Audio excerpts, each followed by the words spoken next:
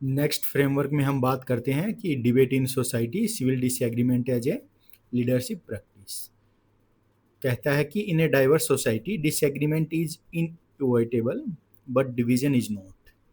आपकी जो moral leadership है, it requires the ability to engage with people who hold fundamentally different views, not to win arguments but to build understanding, find common ground, and work towards shared goals। ठीक है। आपका जो next है इसमें कहता है कि civil disagreement is the practice of engaging in a respectful constructive dialogue across lines of difference. It is not about avoiding conflict, it is about navigating it with empathy, clarity and purpose। ठीक है। Framework में क्या है, कुछ है इस तरीके से कि आपका जो सिविल डिसएग्रीमेंट है, it is grounded in behavioural science and it offers tools to reduce polarization and it fosters cooperation even when consensus is impossible। ठीक है। आपकी कौन कौन सी टेक्निक्स हैं for civil disagreement handling? It is about active listening. Active listening में कहता है कि focus on understanding, okay, and not rebutting. आपकी जो नेक्स्ट जो टेक्निक है, it can be moral reframing. Present your perspective using the values of your audience. ठीक है। Perspective taking, imagine how the issues looks for from other side. मतलब कि you need to see how the person sees from his or her lens as well. You need to just imagine। Next is shared identity framing. कहता है कि emphasize should be on common goal और group membership.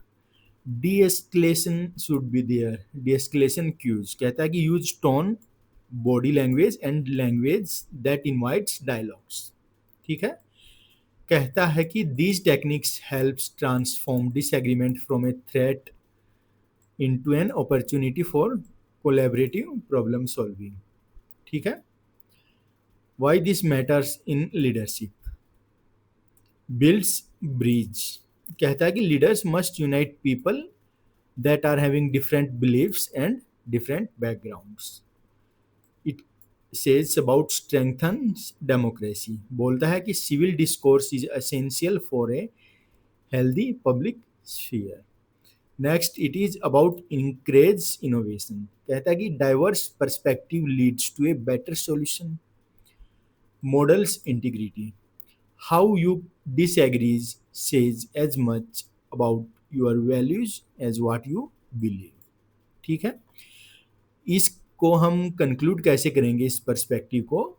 Definitely you know in one of the answer, one of the question you would be quoting some sort of similar framework in UPSC mains. तो इसका conclusion कुछ ऐसे होगा कि civil disagreement is not a weakness, it is hallmark of moral leadership। In polarized world, the ability to disagree without dehumanizing, to listen without surrendering your values, and to lead through dialogue is one of the most powerful tools a leader can possess। यदि आप इस तरीके से conclusion करते हैं तो you will definitely be having one of the highest marks in the answers where you will put this framework।